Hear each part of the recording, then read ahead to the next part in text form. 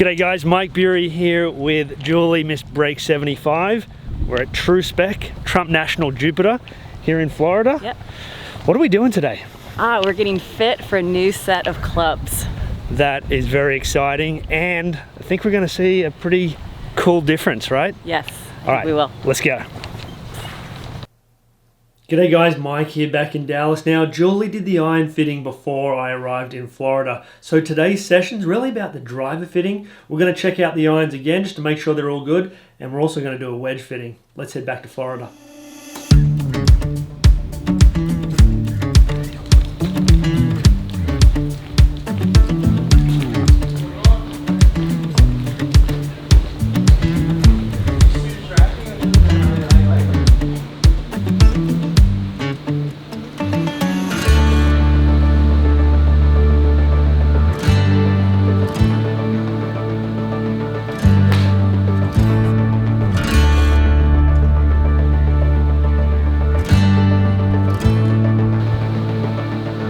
The process begins with collecting data on Julie's current club. So while she's hitting, Matt's checking for consistency. He's looking at loft, lie, length, swing weight, all that good stuff.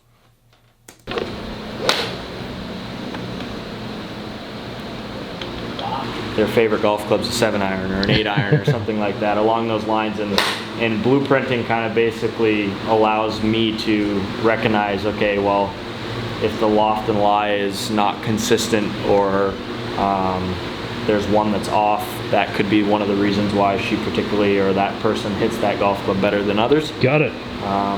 Just kind of gives us a checkpoint to base everything off of, and then once obviously I start looking at numbers of what she does and how she performs with her golf clubs, it just makes my job a little easier. I'm sure you get almost probably every time you have somebody in, they're like, oh, I love my 7-iron or whatever, you know, I hit it so much better. How often is it just the fact that they love that particular club, and how often is it that the build on that club is different to the rest of the set? I would say it's a 70-30, and 70 weighing more in on the build side of things. That's huge, yeah. It really is. You know, with us at True Spec, we're not married to any product or anything along those lines, and we deal with all types of players.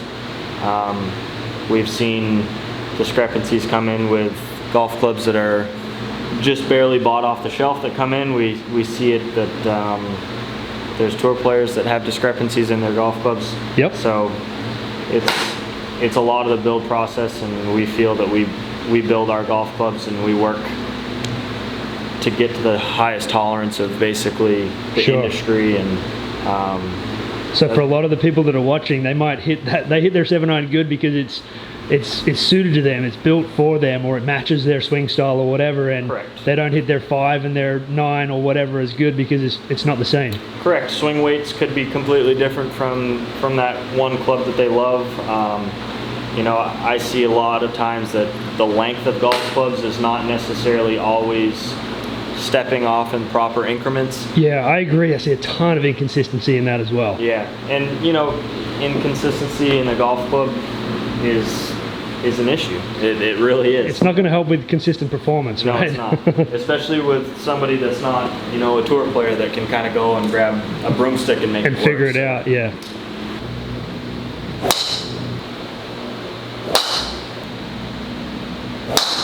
Your club head speed, I tell everybody it is what it is.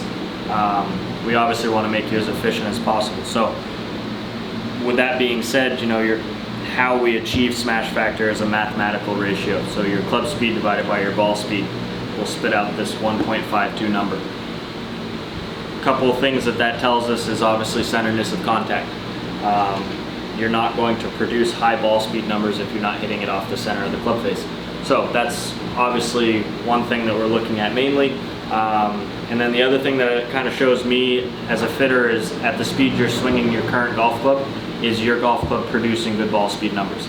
So, you know, everybody likes to compare themselves to a PGA Tour player, so we kind of have the area of what we look at of we call it the perfect world smash factor number, being at right around 149 to 150 is kind of the number that we're trying to achieve. Obviously we can see here that you're at 152.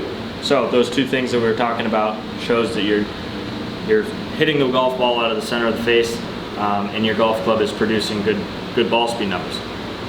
First thing you said is it's not going very far. One of the reasons is our spin rate. Obviously, with the driver, you know, we want to have the proper launch angle as well as the proper spin rates to then achieve proper peak heights to then get a shallow land angle. Once the golf ball hits the ground, it's going to continue to roll. You know, going back to our perfect world, I'd like to see your driver spinning right around 22 to 2500. So you're about 800 to 900 RPMs higher spin rates than we'd like to see, which is then going to take away from carry distance. It's also going to take away from total distance. So first things first is obviously we want to try and get our spin rates down, and see if we can squeeze a little bit more ball speed out of it. But other than that, everything's pretty good, just not quite efficient.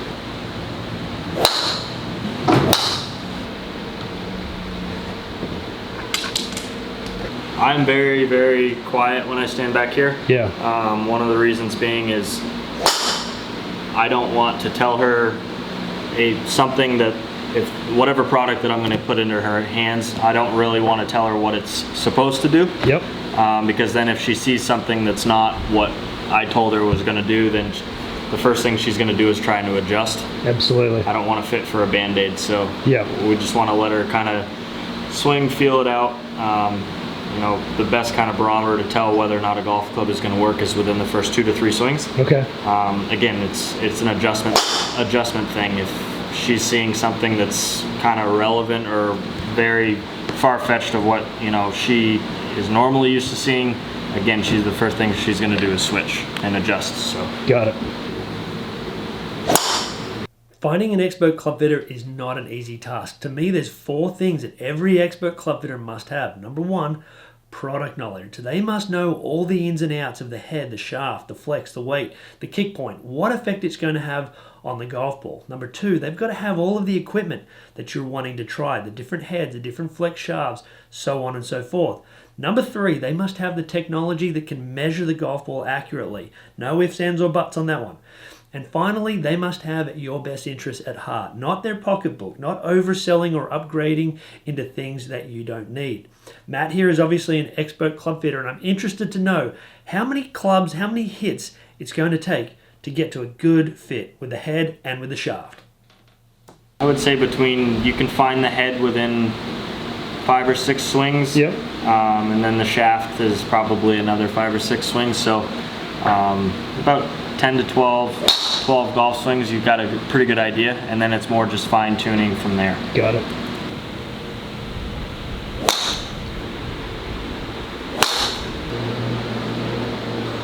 Awesome. That was awesome. I like it. Let's do another one of those. Wow. All right. In the air So, forever, right? So swinging the golf club from yours to that particular golf swing right there was within 1 mile an hour of club head speed. Ball speed jumped almost 2.5 miles an hour. Our spin rate went from 3,400 down to 2,400, so dropped 1,000 RPMs. You know, our carry distance wasn't drastically better on that particular one, but that's just with one shot. Our total distance has increased about 12 yards, so all good things. Wow. All really good things. That was straight, too. All right, bring that back. How's that?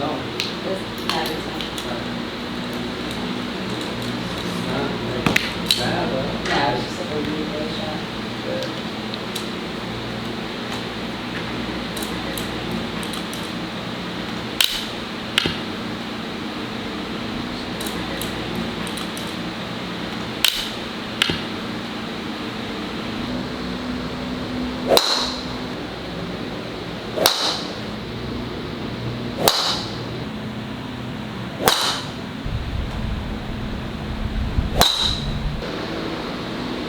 Nothing is super different? Nothing is, there's not enough of a change to justify you investing money on a new driver. You know, it's all performance based. So has there been shots that have been better with a different product? Yes. But has there been enough to justify? No. Okay. I mean, realistically, you're looking at identical ball speeds, carry distances within 1 yard of each other, total distances of within 3 yards of each other. So for me, you know, I've been on that side of the table as a player. That's not enough. Not enough to justify. Okay. It's not anything like we saw in the irons. That's for sure. Yeah. That's good to know. I mean, it was a similar situation to when we saw the other day too. That the driver wasn't a drastic change. So. And I like my driver. Yeah. And I love and you how I hit it hit straight. it. So And you hit it well. that's, So. I mean, it's good to know. Yeah. All right. Cool. Let's hit irons. That's what I love about expert club fitters. It's all about the person that's in front of them. It's all about performance. It's not about the dollars. And it's a win-win. It's a win in this case for Julie. She didn't get oversold into something that's not performing better than her current equipment.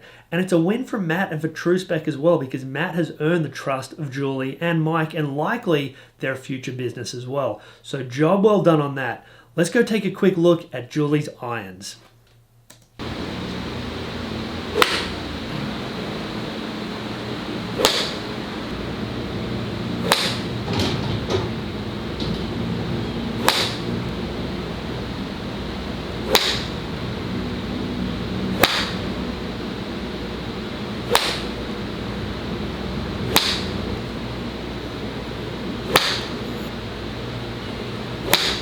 You know, obviously we did irons last time that you were in last week, and then we got a little fatigued, and you know, that's another thing that we're not trying to fit for a Band-Aid when somebody's not feeling the best and has been, you know, even today we've hit 60 golf balls. Last week we hit about 120. So that's about 2.5 rounds of golf. So that's a lot of swinging. And I'd already played golf too. And you played golf. So, but the good thing about it is you know, we found a product that was better than what she came to me with in terms of her big problem with the irons was stopping power. What that means in the long short of things is basically the height that the ball is descending from the air is going to allow you to stop the ball on the green. So we were able to steepen her land angle, get her peak height at a higher number, and we're, you know, jumping back to the same thing that I fit her into last week, and we're seeing the same exact results. So that's a good thing as a whole. Yeah, that should help pick up a few more greens in reg, right? With the longer Correct. irons, Correct. the longer clubs. Correct. Even the shorter clubs too, right? For To sure. Front And, pins. you know, you got to think any distance increase, that's going to be potentially one less club going into a green. You're going to be a lot more accurate with a 7-iron than you are a 6-iron. So Sure. no matter what type of player you are. So Beautiful. all good stuff there. Great job, mate. Jumping back now that we're kind of close to finishing up, you know, your comparisons between what you came through the door with versus, you know, what we'll potentially leave with. Again, spoke about the driver in terms of the improvement not being drastically enough to justify, you know, investing in a driver. Again, spoke briefly on it. You know, your carry distances was only a couple yards increase versus what you're currently playing. You know, realistically, your good strike with your driver, we'll call it your best strike, versus the best strike with the new Ping was, again, 2 to 3 yards in increased distance. So across the board, there wasn't a ton of change. Jump into the irons, that's where we actually saw the improvements of, you know, we spoke on what it is that we're trying to achieve, but we were able to actually achieve that. So starting out, we were like right around 122 carry with a 6-iron at 46 feet in the air. Now we're seeing right around 130 at 50 feet in the air with more spin. So That's again, huge. more stopping power, further distances. One of the things that attributes to that is your ball speed. The ball's coming off the club face about 4 miles an hour faster with the new TaylorMade irons than what your Titleist was producing. So really good stuff. It's always fun to touch on the things that we're trying to achieve. What were the big differences equipment-wise with the irons that she had versus what you guys have? Obviously, you've changed heads, but you've changed shafts, you've changed weight of shaft. Yeah, so we actually changed complete material of shaft. She went from playing a steel shaft. We went into a full graphite shaft.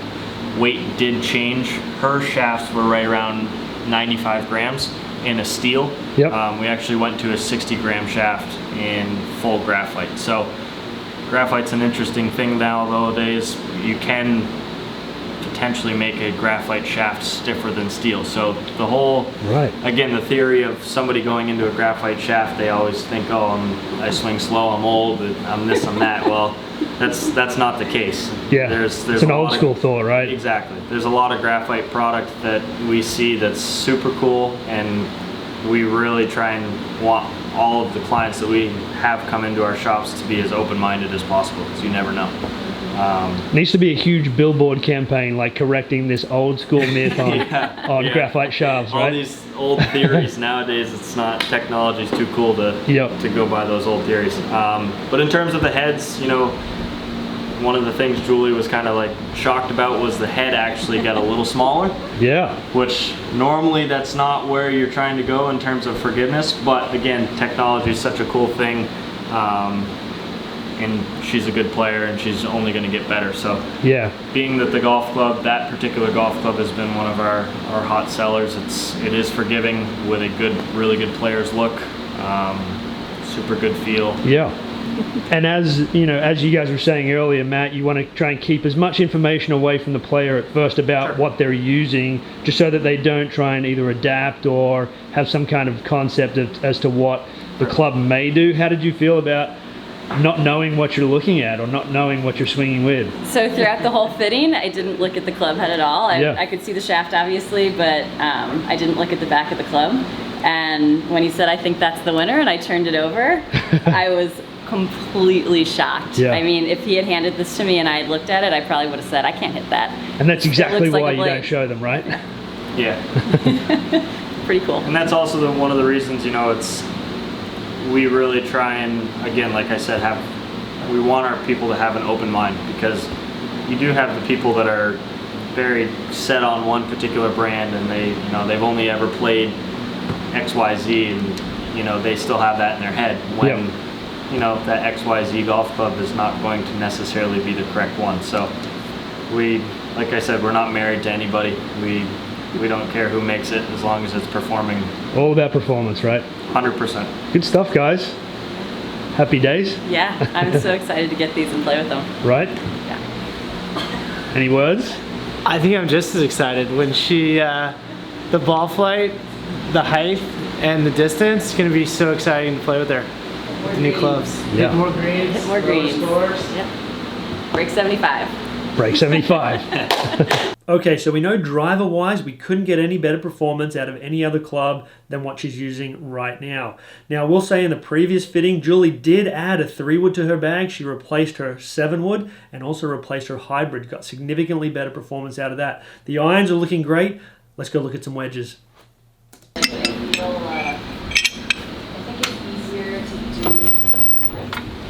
Yeah. No, there wasn't anything that's going to jump out. And to be honest with you, one of the first things you said was you like the feel of them. So I'm not going to take something out of your hands that you like the feel of, as long as it's not doing something crazy off the wall wrong, which yours aren't. Your divots are good. The ball starts on line. At the end of the day, you like them. Yeah. It's like buying a pair of shoes. If you don't like the look of them, you're not going to wear them. And they have my name on it. Matt, great job, mate. Thank you. This guy's an expert. This one's a legend right here. Break 75. We've got to watch out for her, mate. I'm just along for the ride. She's going to be the best scramble partner you've ever had. Absolutely. I'm a pretty good scramble partner. Alrighty, Julie. Boy, Matt did a really good job. So did you. You both did really well. What did you think? Well, it was a ton of fun, for one thing. So it's a lot of work too, right? It is. You gotta hit a lot of balls. You get a little tired after a while. Yeah. Like you said, I think I, played a round and a half of golf or 2 rounds of golf in Right. there. But no, I'm really excited about the differences we saw in the new clubs I'm getting. Those irons are looking really good, right? They look awesome. More height. Higher, longer. Yeah. I think they're gonna land on greens softer. I think it's gonna help my greens regulation a lot. Yeah, for sure. Well, that's exciting stuff. Those clubs are coming in soon. We've got a lot more content coming here from Florida, so make sure you stay tuned in. Check out Julie's reel that's linked down below. Also True Spec, thank you so much. They're linked down below as well. You guys got anything for these guys? Keep it real. And of course, until next time, good golfing.